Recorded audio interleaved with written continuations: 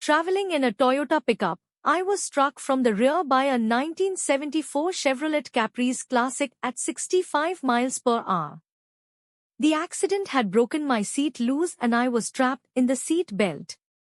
My head had been banged around and I had numerous head injuries that resulted from being tossed around while the truck was folded up similar to an accordion.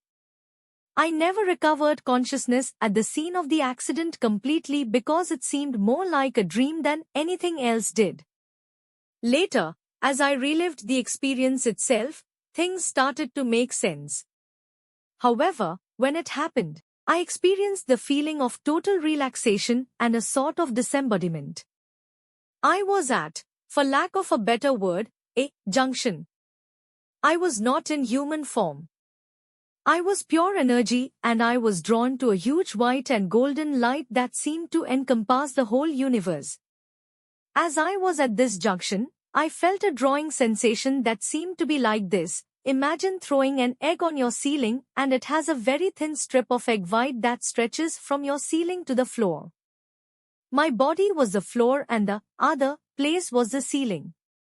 I was connected to both. As I touched the place where I saw the other universe, it began to draw me towards it, and as it did, it was like an experience of an eye of the storm electrical device. This device has a static electric field that when you touch the glass, the static electricity is drawn to your fingers.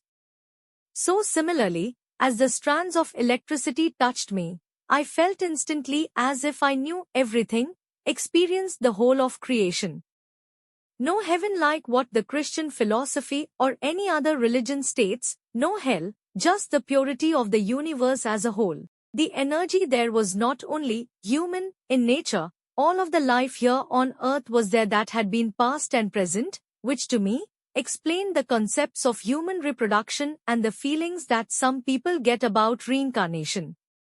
This was, to me, the essence of human, animal, and even plant life. I also felt I was completely pain-free. When the paramedics used the defibrillators on me, I felt the first shock as extremely mild. However, the last one, that brought me to full confused consciousness, was very painful.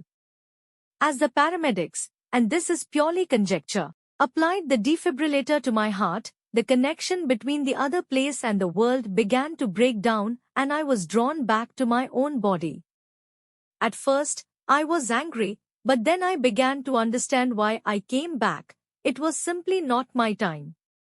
I had tasted death and no longer had any fear of it, but then it hit me that I should now try to experience life, which is the real mystery. As I was drawn back to my body, I began to forget all that I had experienced, and I always felt this was due to my brain not being able to handle all that I had experienced. But I did remember the fundamentals of what I had experienced.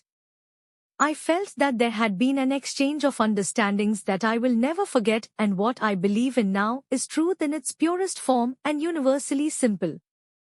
Life is the mystery and death is but a step towards another form of existence. There was only a calm that I possess now that allows me to see the world and all the life in it as a joy, not some psychic or religious phenomenon. A professor that I am now doing a contract study with says that he believes I touched the heart of creation. Maybe he's right, but for now, I feel like my life has renewed and opened perspectives that allow me to see life as a gift and a blessing. When I was later released from the hospital, a Catholic priest contacted me. I wanted an accounting of what I had experienced, and when it was not what he wanted me to tell him, he got upset and warned me not to tell other people about what had happened to me because it was against his belief of what God was. I know there is a spirit, but it's neither male nor female, it just is, and that's the simplicity of it all. He said that I just experienced loose electrical energy scrambling around my brain, and that if I prayed to God and asked Him to enter my life and show me His true purpose, that I would be saved. I told him that I felt that his religion was preaching a lie to the mass public and that what I had experienced was the truth about life and its beginnings.